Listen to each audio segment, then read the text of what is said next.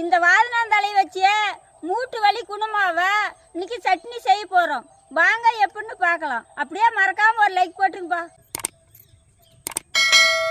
எண்ணெய் ஊற்றிக்கலாம். இதே மாதிரியே சுத்தமான மரச்செக்கு எண்ணெய் வேணும்னா கீழே இருக்கிற நம்பருக்கு கால் பண்ணுங்கப்பா. கடலைப்பருப்பு, உளுத்தம்பருப்பு, சின்ன வெங்காயம், பூண்டு, வரமிளகாய், கருவேப்பிலை,